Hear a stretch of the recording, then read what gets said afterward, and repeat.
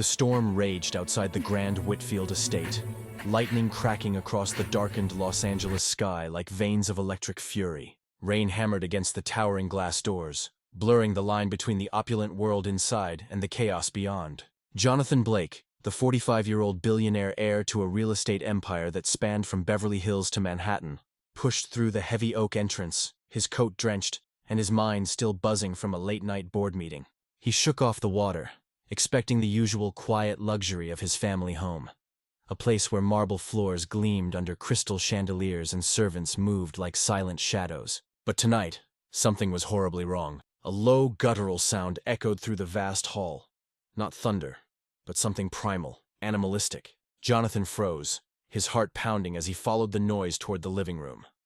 There, in the dim glow of a single lamp, was a sight that shattered his world. His father, Edward Blake, the 82-year-old patriarch who had built their fortune from nothing, was on his hands and knees on the cold marble floor.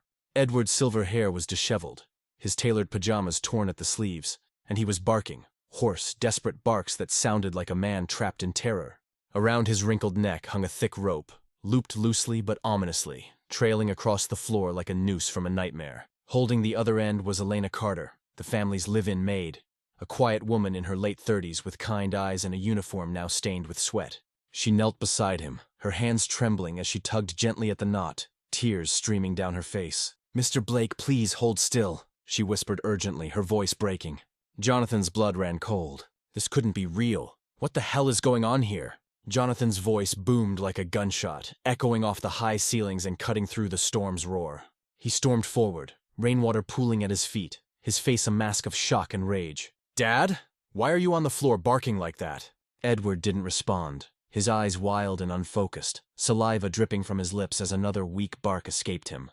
Elena looked up, her expression one of pure panic. "Mr. Jonathan, it's not what it looks like, I swear." He was choking when I found him. The rope? He did it himself in his confusion. "I was trying to untie it, to save him." Her words tumbled out in a rush, but Jonathan's mind was reeling, piecing together a horrifying puzzle. The rope tightened slightly as Edward shifted, eliciting a choked gasp from the old man. Before Elena could explain further, a shrill voice pierced the air from the sweeping staircase above. "She's torturing him!" "I knew it. She's been obsessed with him for months." It was Victoria Blake, Jonathan's glamorous wife of 10 years, descending in a silk robe, her golden hair cascading like a waterfall. Her face was pale, her hands clutching the railing as if for support. "Jonathan, do something! That maid is dangerous!" Victoria's accusation hung heavy, fueling the fire in Jonathan's chest. Elena shook her head vehemently. "No, that's not true." He thought shadows were chasing him. His mind plays tricks at night. "I was calming him, I promise." But Victoria screamed over her, "Liar! Shut your mouth!" And in a fit of dramatics, she hurled a nearby vase down the stairs, shattering it into 1,000 pieces that scattered like accusations across the floor. Jonathan knelt beside his father, his hands shaking as he cupped Edward's face. "Dad, it's me. Can you hear me? What did she do to you?" Edward's eyes darted erratically, tears mixing with the sweat on his cheeks. "Rope. The rope," he muttered weakly, his voice barely audible over the thunder. Jonathan whirled on Elena, his fury erupting. "You put this on him? You humiliated my father like some animal?" Elena backed away, sobbing. I found him like this." He tied it in his delirium, thinking it was a leash to protect himself. "Please, believe me." But the image was too visceral, too damning. In a blind rage, Jonathan's hand lashed out, slapping her across the face with a sharp crack that silenced the room.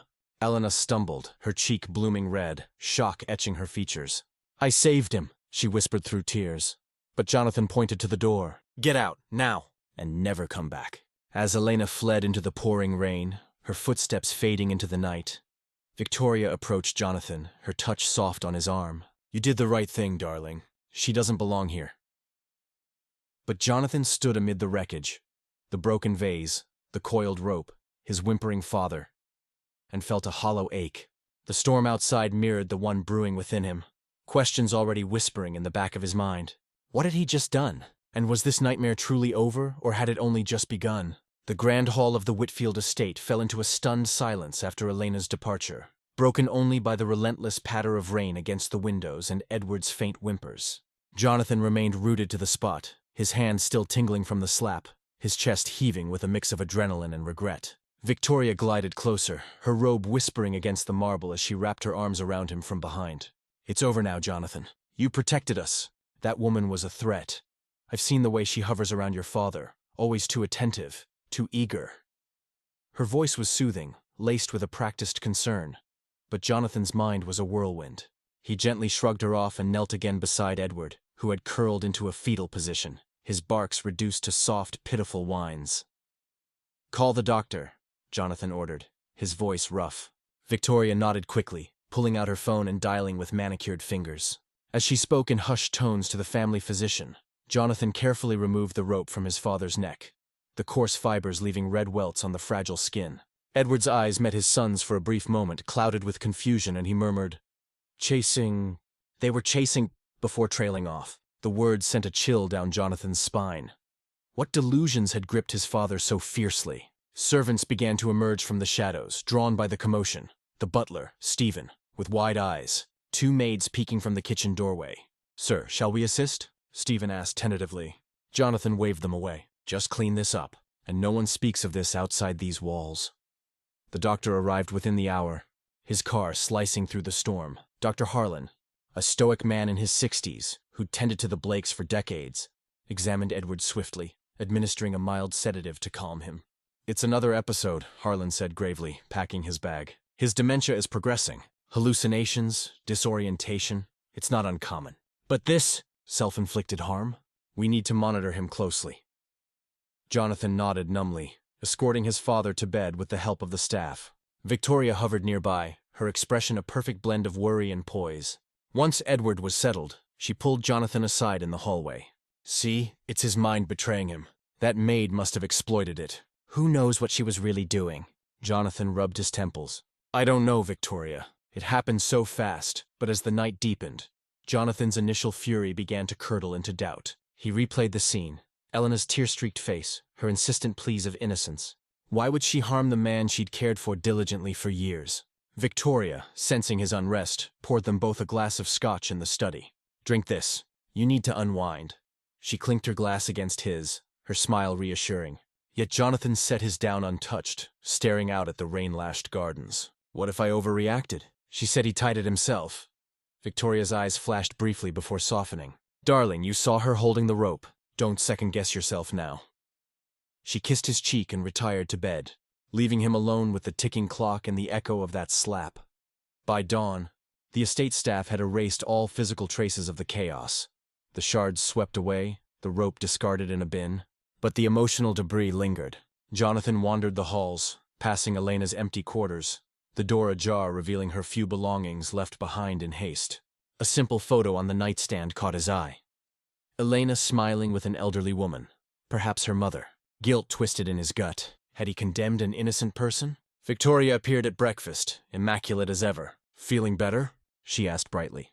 Jonathan forced a nod, but inside the expulsion felt like a wound that wouldn't close. The storm had passed, but the real tempest was just beginning to brew. Jonathan tossed in the massive 4-poster bed, the silk sheets tangling around him like accusations. The clock on the nightstand glowed 2:47 a.m., mocking his insomnia. Victoria slept soundly beside him, her breathing even, her face a mask of serene beauty even in repose. But Jonathan's mind was a battlefield, replaying the night's horrors in vivid detail. His father's degrading barks, the rope's sinister coil, Elena's shocked expression as his hand connected with her cheek. The sound of that slap echoed louder than the thunder had, a crack that split his certainty in two. He slipped out of bed, padding barefoot down the dimly lit corridors, the marble cold underfoot like a reminder of his rash judgment. In the study, he poured himself a brandy, the amber liquid swirling in the glass like his turbulent thoughts. He sank into his father's old leather chair, surrounded by shelves of leather-bound books and family portraits that now seemed to judge him. One photo in particular drew his eye, a younger Edward, strong and commanding, with Jonathan as a boy at his side. "What would you do, Dad?" he whispered to the empty room. But Edward's current frailty only amplified Jonathan's guilt. Had the dementia truly driven his father to such madness, or was there more? Elena's words haunted him. He tied it himself. "I was trying to save him." Why would she lie if she was caught red-handed?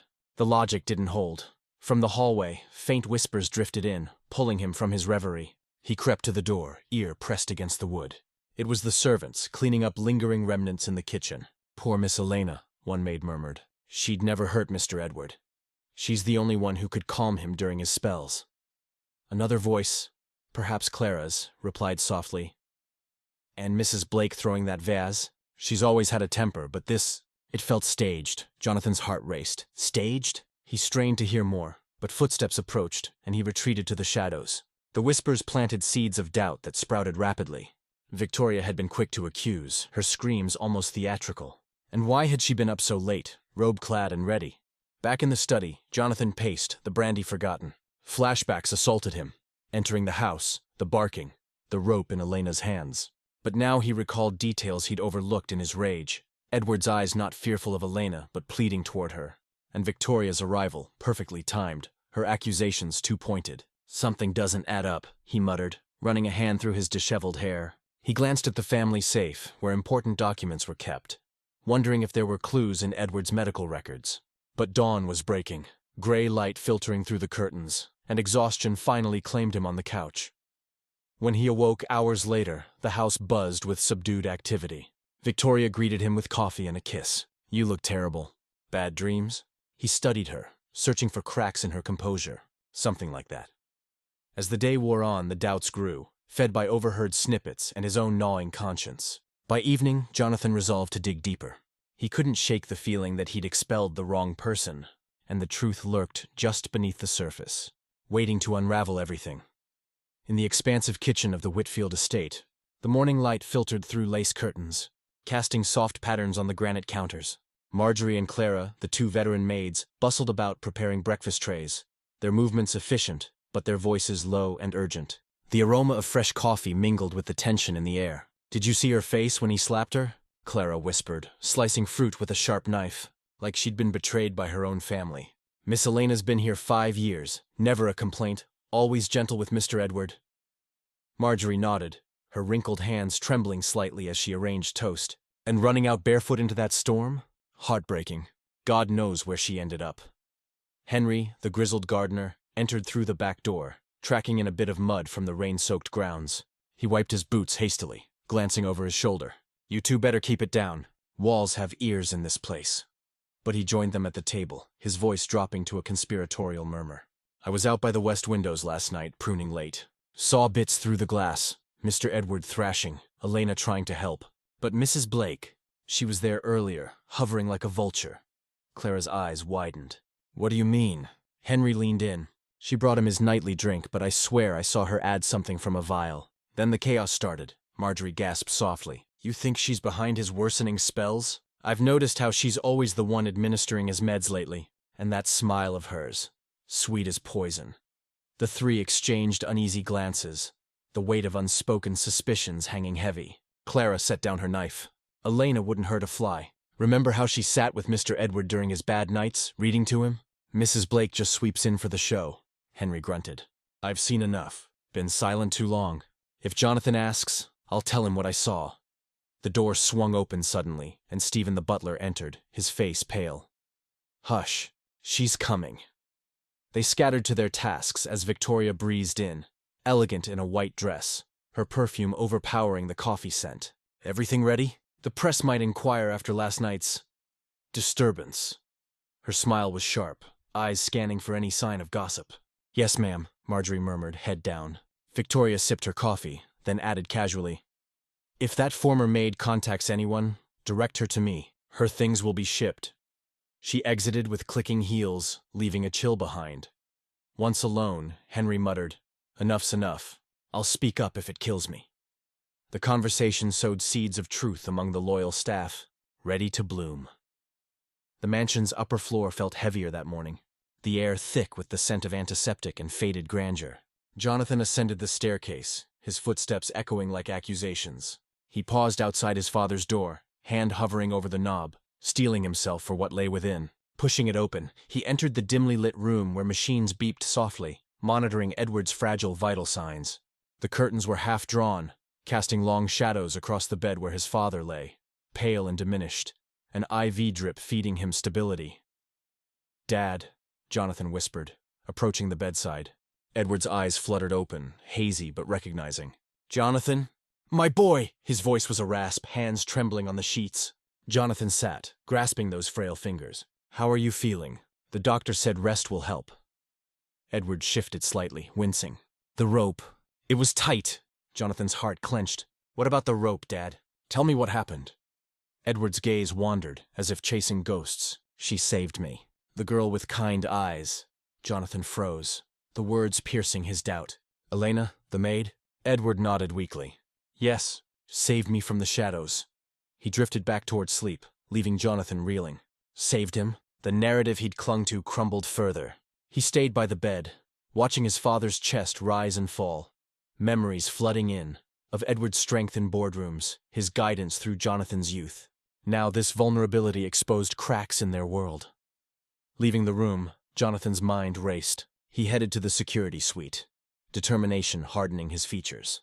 The visit had ignited a fire. He needed answers, no matter the cost. In the narrow, humming security room, Jonathan confronted Malcolm, the head of security. "Show me the footage from last night," he demanded. Malcolm fidgeted. "Sir, it's gone. Deleted via manual override." Jonathan's eyes narrowed. "Who has access?" "You, me, and Mrs. Blake." The revelation pointed suspicion squarely at Victoria, fueling Jonathan's growing distrust. He ordered recovery attempts, but the wipe was professional. As laughter echoed from downstairs, Jonathan's resolve strengthened. This mystery demanded unraveling. The garden courtyard bloomed with wet roses under the morning sun. The fountains gurgle a soothing backdrop to Henry's nervous confession. "Sir, I saw it all," he said, producing a flash drive. Mrs. Blake drugged his drink, then the rope. She laughed as he suffered. Jonathan played the recording, Victoria's cruel words confirming the horror. "She's been poisoning him," Henry added. Rage and betrayal surged through Jonathan. The truth exposed his wife's malice, turning his world upside down. In the candlelit master suite, Jonathan hurled the flash drive at Victoria's vanity. "Explain this," he snarled, playing her taunting voice. Her facade cracked as he uncovered the hidden drugs. "You've been destroying him!"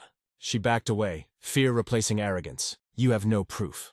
But Jonathan called security, expelling her amid threats of exposure. Heartbroken yet resolute, he watched her leave, the betrayal severing their bond forever. Section 9. Searching for the Maid. Jonathan scoured Los Angeles in his Range Rover, checking shelters and contacts until Henry's note led him to Maggie's diner.